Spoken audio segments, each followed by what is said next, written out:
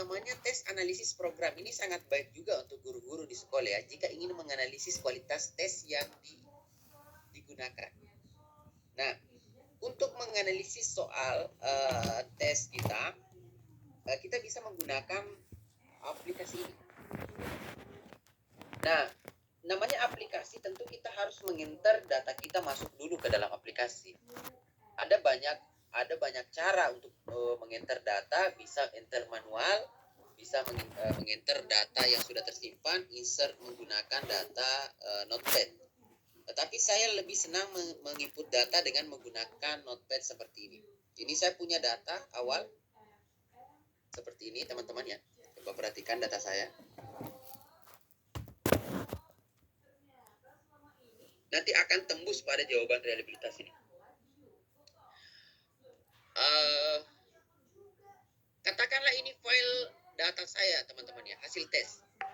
Ini saya punya 30 nomor tes pilihan ganda. Dengan direspon oleh 50 orang siswa. Ini ada 50 persennya, 50% ke 50. Baris pertama di atas ini, teman-teman, adalah baris deretan kunci jawaban. Ada 30 kunci jawaban, itu menunjukkan bahwa dia ada 30 nomor. Coba kita hitung. 1, 2, 3, 4, 5, 6, 7, 8, 9, 10.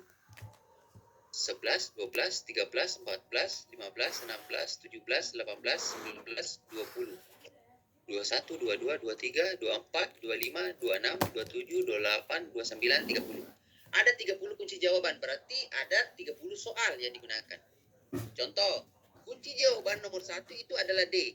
Jawaban nomor 1 yang benar adalah D. Bisa paham sampai di sini?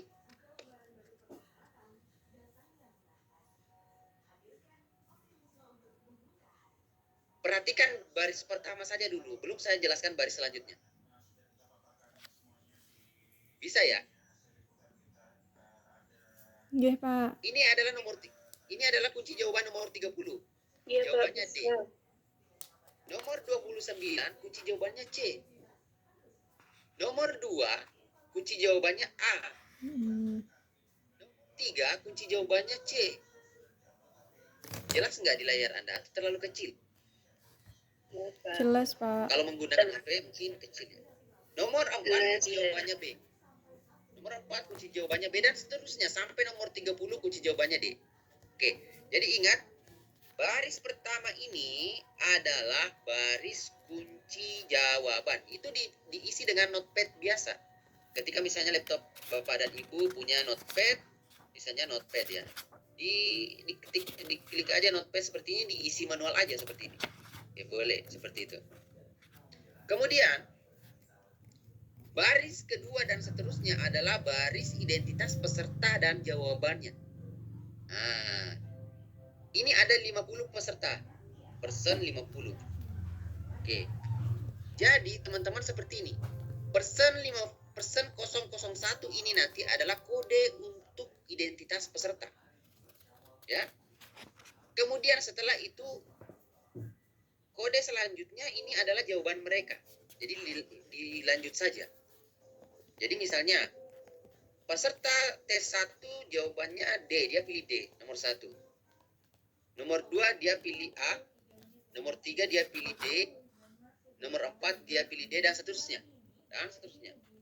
Contoh selanjutnya misalnya peserta 50, ini peserta 50, nomor urut 50. Ya, peserta 50, nomor 1 dia memilih D, nomor 2 dia memilih D, nomor 3 dia memilih B, nomor seterusnya dia memilih D, AA, dan seterusnya. Bisa paham pola ini? Paham, Bapak. Bisa ya? Bisa. Kalau bisa, ketika kita sudah input data seperti ini, teman-teman ya, kita tinggal save aja. Ya, kita tinggal save datanya, tidak usah menginput yang lain, cuma input ini aja lah. Nah, kita save, misalnya kalau bisa kita tempatkan satu folder dengan aplikasinya. Ya, kita tempatkan satu folder dengan aplikasinya. Kita tadi ingat saja bahwa foldernya, filenya namanya data peserta tes. Setelah itu kita buka aplikasinya. Ini aplikasinya nanti saya akan berikan kepada teman-teman gratis. Sebenarnya ini dibeli kampus saya, tapi nggak apa-apa, saya bagikan gratis kepada teman-teman. Terima kasih Pak. Ya, ini aplikasi ini kan tidak gratis ya. Dia ada lisensinya, dan UNY itu beli, tapi nggak apa-apa lah, untuk sebuah kebaikan yang kita bagikan kepada orang lain, mudah-mudahan menjadi amal jariah nanti ya. Amin. Oke. Ada berbagai macam cara, tapi saya senang menginput datanya menggunakan notepad tadi itu. Makanya ketika misalnya programnya kita klik seperti ini, teman-teman, dia akan muncul jendela seperti ini. Ya. Bagaimana cara memasukkan data kita? Dengan klik ini, insert a text file. Ya. Klik itu, insert a text file. Oke. Kemudian setelah insert text file, kita klik go to data editor. Kita pilih file notepad yang telah kita rencanakan di awal tadi. Ini adalah data peserta tes. Kemudian kita klik open. Data peserta sudah masuk. Ini persen 1 sampai persen 50 sudah masuk ke sini. Ini adalah data peserta. Tinggal kunci jawaban yang belum masuk. Kunci jawaban itu harus kita masukkan manual. Kita buka tadi filenya. Kita klik, kita copy kunci jawabannya. Kita copy ya ini ya. Kita copy ke G. G ini adalah kunci jawaban. Kita pastekan di sini. Nah, ini kan jelas. Ada 30 kunci jawaban. Ada 30 nomor. Ya. Ada 30 nomor. Masih jelas suara saya di sana? Jelas Bapak. Masih Pak. Perhatikan, ini adalah minggu edisi khusus ya. Oke, tidak ada di modul ini. Ini tidak dibahas di modul. Oke. Yang selanjutnya kita isi title. Ini kita beri judul ya, supaya lebih nanti bisa kita membedakan filenya. Kita berikan judul misalnya analisis soal ujian akhir semester misalnya. Kalau misalnya soal ini soal ujian akhir semester, berikan judul analisis soal ujian akhir semester. Itu adalah title. Kemudian komen ini opsional, nggak usah diisi juga nggak apa-apa. Option ini wajib diisi. Ya, option ini wajib diisi, teman-teman ya. Option wajib diisi. Apa yang diisi di option? Banyaknya opsi yang kita gunakan. Maaf yang lain, tolong di-mute dulu mic-nya, saya sedang menjelaskan. Ya, tolong di-mute dulu mic-nya.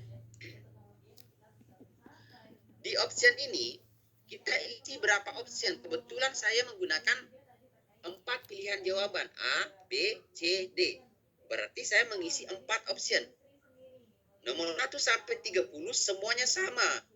Menggunakan 4 pilihan jawaban. Ya. Oke. Itu wajib diisi kalau itu. Kemudian baris selanjutnya baris include. Hanya ada 2 kemungkinan yang bisa kita jawab, yes or no. Yes berarti butir itu akan kita analisis, no berarti butir itu akan kita abaikan. Oke lah, 30 nomor kita analisis semua. Kita yes semua, yes saja, ya, y. Hanya y dan n yang bisa dijawab di sini. Oke, jelas sampai di situ. Kemudian masih ada kolom yang harus kita isi, kolom student. Student itu ada berapa siswa yang mengerjakan tes ini? Ada 50 siswa. Berarti kita isi 50 orang siswa. Itu untuk students. Untuk test items. Untuk test item ini menanyakan tentang berapa butir soal yang kita gunakan. Ya, kita menggunakan 30 soal. Kalau tidak percaya dihitung sendiri. Ini ada 30 soal. Ya. Kemudian nomor 1 sampai 30. Kita isilah dia 30 soal. 30 soal. Kemudian kolom selanjutnya yang harus kita isi, maaf.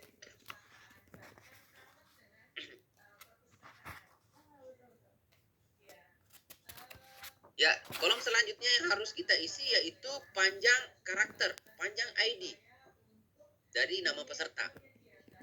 Nah, sengaja saya seragamkan person 1, person 2 supaya panjangnya sama. Kalau saya mau input nama, nanti panjangnya beda-beda. Contohnya saja di kelas ini, nama yang paling panjang itu namanya Astri Maharani Kusumasari. Kalau saya input nama di sini, itu nanti tidak akan sejajar. Makanya saya gunakan person 1, person 2. Nah, kolom ini kita isi panjang karakter dari ID peserta. Coba kita hitung berapa panjang karakternya ini. 1, 2, 3, 4, 5, 6, 7, 8, 9, 10. Berarti ada 10 karakter khusus untuk ID peserta saja. Bukan jawaban peserta. Makanya kita tulis di sini panjang karakternya 10. Sehingga dia akan berpindah tadi di sini ya. Nah, ini akan berpindah sebagai examiner ya. Berarti ini dibaca aplikasi nanti sebagai ID peserta, bukan sebagai jawaban. Coba kita kembalikan dia 0. Nah, dia akan membaca item 1 mulai dari sini. Jadi dia akan membaca jawaban mulai dari sini. Tapi kalau kita ubah ini menjadi 10 panjangnya, berarti dia akan mengganti examiner ini ID peserta ini di sini. Dan jawaban akan terbaca oleh sistem mulai dari karakter ini sampai seterusnya. Bisa memahami pola ini? Bisa. ID karakter? Bisa. Bisa Pak. Oke. Nice. Nah, kalau bisa, apa lagi yang bisa kita atur? Biasanya kalau kita ingin menguji kualitas tes, kita juga ingin menguji level kognitifnya. Apakah bisa, Pak? Bisa. Bagaimana caranya? Ada layanan di option. Kita klik set table of specification. Kita klik. Di sini ada layanan untuk menganalisis level kognitif dan konten area.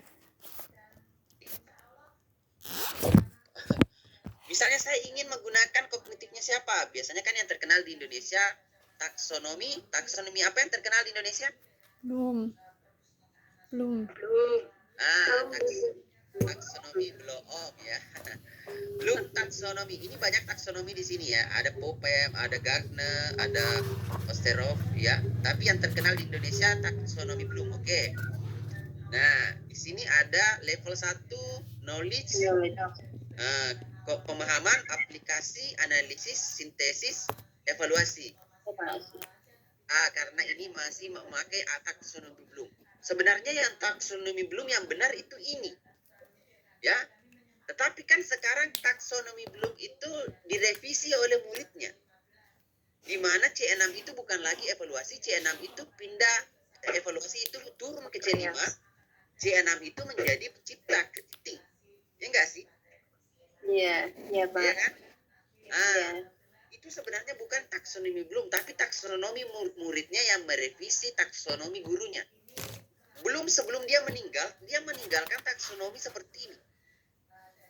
Tetapi pada saat dia meninggal, ada muridnya yang namanya Anderson merevisi taksonomi gurunya. Ya, sehingga lahirlah taksonomi Anderson itu mulai dari pengetahuan, pemahaman, aplikasi, analisis, evaluasi, kritik. Evaluasi mencipta. Sintesisnya hilang. Ya kan? Taksonomi muridnya itu evaluasi pindah ke sini. Ya. Kemudian C6 itu mencipta. Kritik ya. Ya nggak apa-apa. Ini bisa kita edit. Oke, jadi kita gunakan taksonomi revisi Bloom. Oke, kita gunakan seperti ini. Kemudian ada sisi konten area, teman-teman. Konten area itu membahas tentang materi apa sih yang diujikan dalam soal itu. Ya, misalnya kompetensi dasar apa sih yang diujikan dalam soal itu. Misalnya kita pilih 5 konten area. Misalnya ya, ini hanya contoh. Misalnya nanti akan ada soal yang menanyakan tentang operasi Adek tolong dek, please. penjumlahan, ya kan? Dek, please dek. Itu lagi dijelaskan Ada juga soalnya. nanti yang soal yang menanyakan operasi Dek, hitung pengurangan. Misalnya, ini hanya contoh ya, jangan diambil hati. Operasi hitung perkalian, ya. Operasi adek tolong. hitung pembagian misalnya. Ada juga nanti soal yang membahas tentang operasi hitung campuran, misalnya gabungan di antara mereka. Ya, misalnya. Oke, kita lihat kisi-kisi kita di soal kita. Adek Ya. tolong dong. Nomor 1 itu konten areanya menanyakan apa? Oh, nomor 1 itu berbicara tentang, soalnya berbicara tentang penjumlahan. Oke, berarti konten area 1. Nomor 1 itu C berapa? Berdasarkan kisi-kisi, coba lihat kisi-kisi. Oh, nomor 1 itu C2. Please Berarti kita dong. tulis di sini kognitif level 2. Berarti nomor 1 adalah soal yang mengukur tentang operasi hitung penjumlahan dengan level kognitif C2. Bisa paham pola ini? Oke, Iya, Pak. saya lanjutkan. Nomor 2 juga mengukur tentang operasi penjumlahan. Nomor 3 juga operasi penjumlahan. Nomor 4 juga operasi penjumlahan, ya kan? Nomor 5 juga operasi penjumlahan. Ada 5 nomor yang menanyakan tentang penjumlahan. Lalu kemudian nanti nomor 6 dia sudah menanyakan pengurangan. Pengurangan konten area 2 pengurangan sampai nomor 10. Nomor 11 dia adalah soal tentang perkalian sampai nomor 15. Nomor 16 dia membicarakan tentang operasi hitung pembagian sampai nomor 20.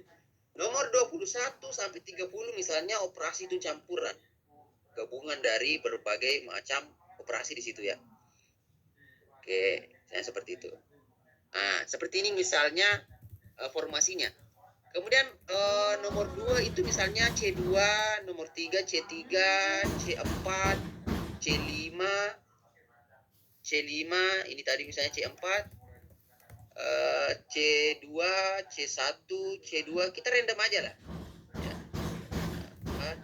C5, ya, C1, C2, C3, C4, C5, C3, C4, C2, C1, C4, C4, C3, C3 misalnya C2, C5, C4, C5, C4, C5 misalnya, seperti itu. Ini hanya contoh saja ya.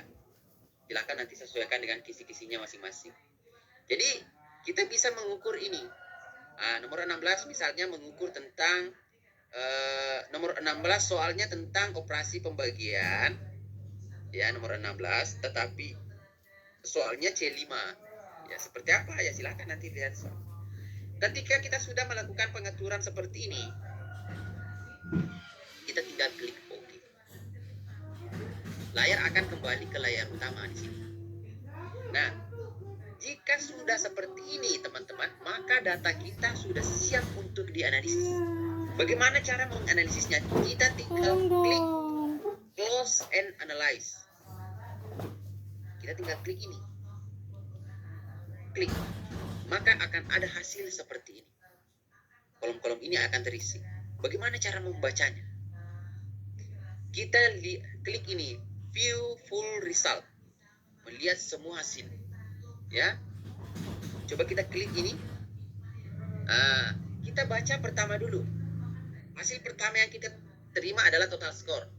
Oh, siswa 1 itu total skornya 24, 23, 24 nomor yang benar dari 30. Berarti dia betul 24, salah 6. Jika dibuat menjadi skala 100, dia memperoleh nilai 80. Nomor peserta 7, siswa ke-7 dia benar 28, salah 2 dari 30 nomor. Jika konversi menjadi skala 100, dia memperoleh skor 93. Dan seterusnya. Nah, ternyata teman-teman, dalam tab ini dia menyediakan letter grade. Dia menyediakan peringkat huruf. Misalnya kalau ada ingin menggunakan acuan patokan apakah dia tuntas atau tidak tuntas, lulus atau tidak lulus, kita bisa menggunakan ini. Kita close dulu ini, gak apa-apa. Kita bisa menggunakan letter grade. Bagaimana cara menggunakan letter grade itu? Menggunakan opsi set percentage for grade. Kita klik ini. Nanti saya akan berikan bukunya. Saya punya menulis satu buku khusus untuk aplikasi ini. Misalnya kita ingin gunakan 2 kategori, hanya lulus atau tidak.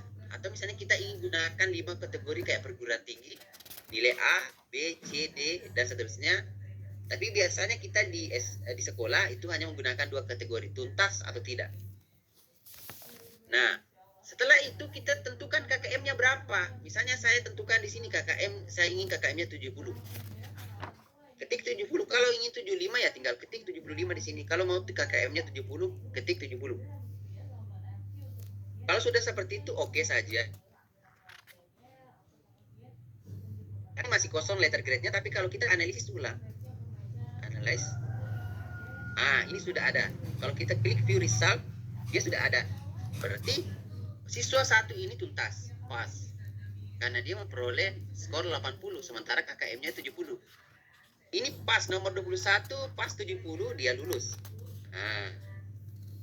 Yang tidak lulus siapa? Ini yang siswa 8, dia hanya menjawab 14 nomor, salah 16. Dia hanya memperoleh skor 46. Dia nggak gagal, dia tidak tuntas. Dan seterusnya. Sampai siswa ke-50. Siswa ke-50 dia hanya benar 18, salah 12, dia hanya memperoleh nilai 60, dia tidak tuntas. Berdasarkan kriteria KKM yang tadi kita telah setting di awal 70. Jadi kalau ini kita print nanti menjadi bahan laporan hasil penilaian kita di kelas, luar biasa laporan kita. Ini ada keterangannya teman-teman. Banyaknya examiner, number of examiners itu banyaknya peserta ada 50 orang.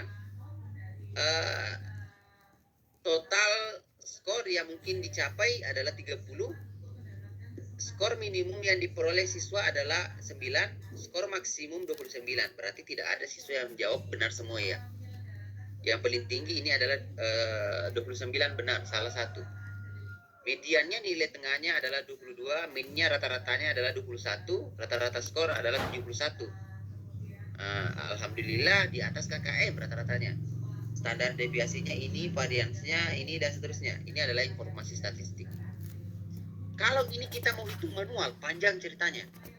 Ya, tetapi karena aplikasi sekali klik saja semuanya langsung muncul. Ya, tetapi layanan aplikasi ini tidak berhenti sampai di sini. Masih ada layanan-layanan yang lain. Selanjutnya ada tabel frekuensi, teman-teman. Ada frekuensi bahwa siswa yang memperoleh skor 1 frekuensinya 1.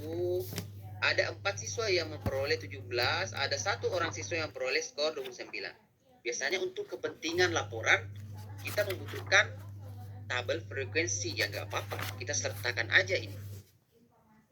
Apalagi layanannya adalah grafiknya sama. Ini adalah grafik bahwa siswa yang mencapai skor 9 adalah 1 dan seterusnya.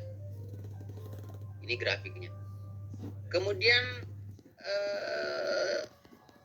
term lift apa ini ya? Kita tinggalkan saja ini tidak terlalu tidak terlalu berfungsi. Ini grafik tentang ketuntasan. Ada berapa siswa yang tuntas? Ada 32 orang yang tuntas, ada 18 orang yang belum mencapai KKM. Nah, inilah yang ditunggu-tunggu, hasil analisis butirnya. Nomor 1 ada 30 item ya, ada 30 item. Nomor 1 teman-teman, ini item div, ini artinya item difficulty ya, yaitu tingkat kesukarannya. Masih ingat materi kemarin cara menghitung tingkat kesukaran? Kalau dengan menggunakan aplikasi ini langsung terhitung semua. Nomor 1 tingkat kesukarannya 0,4, nomor 10 tingkat kesukarannya 0,5, Nomor 15 tingkat kesukarannya 0,7. Jika suatu item memiliki tingkat kesukaran 0,7, dia berada pada kategori apa? Mudah, sukar, atau sulit? Yang mana? Sukar. Sukar, Pak. Mosok. Coba buka catatannya. Minggu kelima. Sedang, Pak. Mosok, sedang. Coba buka lagi. 0,76. Sedang ya? Coba kita lihat.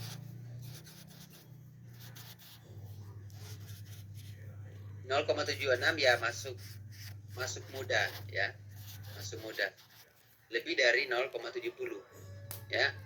Nah, jadi seperti itu ya teman-teman ya. Jadi ini secara otomatis dia akan menghitungkan kita tingkat kesukarannya. Selain tingkat kesukaran, ternyata dia juga menghitungkan daya bedanya. Diskriminan indeks ini ya. Nah, daya beda nomor 1 0,55, 0,61 dan seterusnya. Minggu kelima kita sudah bahas bagaimana cara menghitung manual daya beda. Saat ini kita belajar bagaimana cara menganalisis di komputer. Nah, jadi seperti itu ya. Ini yang penting di sini ada pada tingkat kesukaran dan daya pembeda. Ini adalah banyaknya item yang benar. Kalau informasi ini ya tambahan saja. Ada berapa banyak siswa yang benar di kelompok atas, berapa banyak siswa yang benar di kelompok bawah. Ini adalah koefisien poin biseral dan seterusnya ya. Ini nggak begitu penting. Yang penting di sini adalah tingkat kesukaran dan daya bedanya. Coba kita lihat layanan selanjutnya ada apa? Dia di sini number of item exclude 0. Tidak ada item exclude. Semuanya yes tadi ya di awal. Number of item yang dianalisis 30 soal. Rata-rata tingkat kesukaran 0,7. Rata daya pembeda 0,3. Main poin biseral diabaikan saja. Dan inilah reliabilitasnya. KR berapa tadi? KR kita belajarnya tadi KR 20 ya. KR 20. Nah, 20. Inilah koefisien reliabilitasnya 0,786. Jadi dengan cara tadi di PowerPoint yang begitu rumit, ternyata dengan menggunakan tes analisis program, itu sekali klik langsung dia munculkan hasil akhirnya, tapi dia tidak memunculkan prosesnya. Ya. Jadi Good dan Richardson itu juga ada KR 21, revisi dari KR 20 nggak apa-apa ya, pilih salah satunya aja. Ya. Jadi kalau kita mau menggunakan split half ya, tadi ada kan metode reliability split half, ada ini 0,652. Tapi nggak usah lihat itu, lihat KR-nya saja. KR itu yang paling umum digunakan pada saat menganalisis reliabilitas. Jadi sudah muncul reliabilitasnya secara otomatis. Apalagi ini nggak usah diperhatikan, ini KR 20-nya sama dengan 0, reliabilitasnya sama dengan 0,789. Oh, konten area. Ini ada informasi tambahan. Rata-rata tingkat kesukaran untuk soal operasi hitung penjumlahan itu sekitar 0,6 tingkat kesukarannya. Itu soalnya mulai dari nomor 1 sampai nomor 5. Rata-rata soal dengan operasi hitung pengurangan itu 0,7. Nomor 6 sampai nomor 10. Rata-rata tingkat kesukaran operasi hitung campuran 0,72. Ini nomor 21 sampai 30. Begitu pula rata-rata daya bedanya. Ya, rata-rata daya bedanya 0,86 untuk level pengetahuan C1. Pemahaman rata-ratanya 0,9 dan seterusnya 0,69. Jadi seperti itu. Konten area and kognitif, kombinasi antara konten dan level kognitif. Operasi hitung penjumlahan dengan level pengetahuan tidak ada item yang memuat item seperti itu. Operasi hitung dengan level pemahaman ada 2 nomor, yaitu nomor 1 dan nomor 2. Nah, rata-ratanya ini, rata-rata tingkat kesukarannya ini. Dan seterusnya, ini bisa kita lihat nanti di sini ya. Nah, masih ada satu yang mungkin belum terjawab, yaitu efektivitas pengecoh. Coba kita lihat di sini. Efektivitas pengecoh pada item frequency and percentage ya. Nomor 1, ya, nomor 1, total yang memilih opsi A, pilihan A ada 5 orang. Ya. Koefisiennya 0,1. Ya. 0,1. Oke. Di opsi B ada 10 orang yang memilih. 0,2 propors endorsingnya. Nomor opsi C, ya, ada 12 orang yang pilih. 0,24. Opsi D yang kunci jawaban ada 23 orang yang memilih. Proporsinya 0,4. Nah, apakah kita sudah pernah belajar tentang efektivitas pengecoh?